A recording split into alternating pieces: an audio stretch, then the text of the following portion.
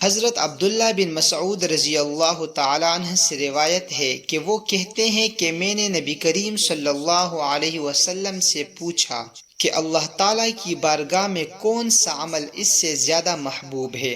آپ صلی اللہ علیہ وسلم نے فرمایا کہ اپنے وقت پر نماز پڑھنا۔ پھر پوچھا اس کے بعد؟ فرمایا والدین کے ساتھ نیک معاملہ رکھنا۔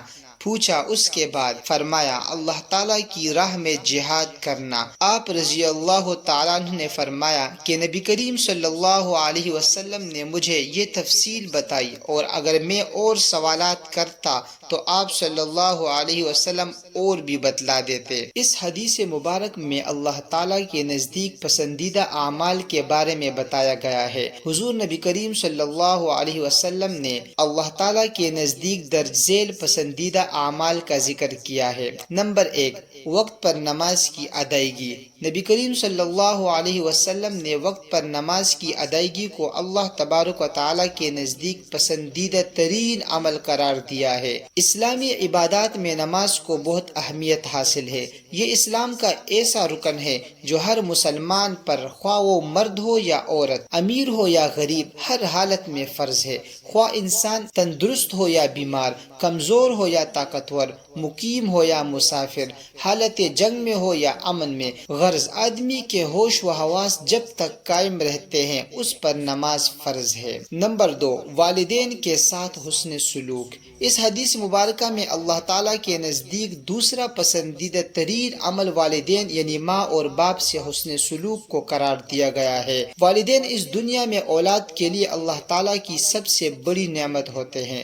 ایک اور حدیث میں ماں کی فضیلت اس طرح بیان کی گئی ہے کہ جنت ماں کے قدموں تلے ہے۔ اسی طرح باپ کی فضیلت کے بارے میں نبی کریم صلی اللہ علیہ وسلم کا ارشاد ہے کہ جس نے اپنے باپ کے چہرے کی طرف پیار سے دیکھا اسے ایک مقبول حج کا ثواب ملے گا۔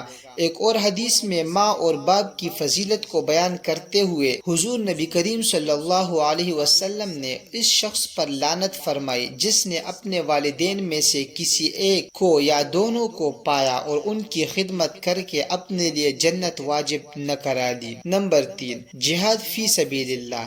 اس حدیث مبارکہ میں تیسرا پسندیدہ ترین عمل جہاد فی سبیل اللہ یعنی اللہ تعالیٰ کے راستے میں جہاد کو قرار دیا گیا ہے۔ اس بارے میں اللہ تعالیٰ کا ارشاد ہے، جو لوگ اللہ تعالیٰ کے راستے میں مارے جائے انہیں مردہ نہ کہو بلکہ وہ زندہ ہے اور اللہ تعالیٰ کی طرف سے رزق پا رہے ہیں مگر تمہیں اس کا شعور نہیں۔ اس آیت مبارکہ سے اللہ تعالیٰ کی راہ میں جہاد کرنے والوں اور اس میں شہید ہونے والوں کے مقام کا بخوبی اندازہ لگایا جا سکتا ہے۔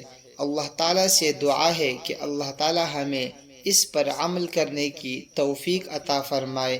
وما علینا الا البلاغ المبین۔